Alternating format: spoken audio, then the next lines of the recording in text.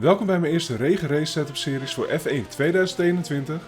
In deze video deel ik mijn regenrace setup voor Bahrein en zoals altijd, laten we beginnen. Met deze regensetup heb ik een tijd rond de 100ste plaats gereden op het leaderboard en dat komt enorm door de setup. Ik vind mezelf niet de beste regenrijder, dit is een punt wat ik nog verder moet ontwikkelen. Dus voor mij is het enorm belangrijk om een goede setup te hebben voor de regen, want dan kan ik mooie resultaten neerzetten, zoals vorig jaar in de Elite League op China, waar ik de race met een ruime voorsprong heb gewonnen. Trouwens, helpt deze regensetup jou? Geef de video dan een duimpje omhoog en abonneer voor meer F1 2021 regenrace setups. Tijdens een regenrace is een goede setup voor mij dus enorm belangrijk. Het belangrijkste van een regensetup is dat je een stabiele auto hebt en zo voorkomt dat je gaat glijden. Voor mij is dit belangrijk tijdens het aanremmen voor een bocht, want in de regen is de kans groter dat je voorwielen blokkeren. Hierdoor heb ik mijn rembalans op 90% gezet op Bahrein in plaats van op 100%. Hierdoor heb ik meer balans tijdens het aanremmen en kon ik harder remmen waardoor de auto eerder stopte zonder een band te blokkeren. Tijdens de bocht wil je natuurlijk ook goede rotatie hebben in de regen. Ik heb veel setups voorbij zien komen met 11 voorvleugel, maar dat vond ik zelf niet fijn rijden. Ik heb gekozen voor 8 voorvleugel, zo heb je ook iets meer snelheid op de rechte stukken en heb ik geprobeerd de rotatie uit de ophanging te halen. Voor mij werkte dit enorm goed en was ik ook snel op de rechte stukken en door de bochten.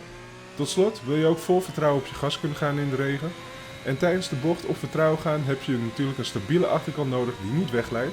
Hierdoor hebben we 11 achtervleugel. Dit zorgt ervoor dat de auto enorm stabiel is in de regen tijdens snelle bochten.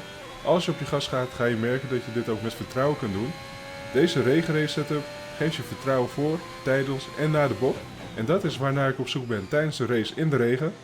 Ondertussen hebben we een ronde gereden op Bahrein en komen over de finish met een 1.39.1. Dit is de 122ste tijd op het leaderboard en dat heb ik gedaan met deze setup. 811 vleugel. Zoals uitgelegd in de video komt de rotatie met deze setup uit de ophanging en zorgt 11 achtervleugel voor veel stabiliteit. Het differentieel staat op Bahrein in deze regenrace setup op 90 en 50%. Camber en toe op rechts, links. Dan de ophanging, deze staat op 2.4, 4.6 en 5.7. Voor mij was dit een erg goede ophanging voor Bahrein. De remmen, zoals uitgelegd in de video, op 90% en 56%. 90% kon ik harder remmen, wat voor mij fijner is in de regen. En tot slot de banden op 23,8 voor en 21,9 achter. Dit was mijn eerste regenrace setup voor F1 2021. Heeft deze video jou geholpen? Hit dan de like button en abonneer als je dat nog niet hebt gedaan voor meer F1 2021 regenrace setups. Bedankt voor het kijken en tot de volgende video.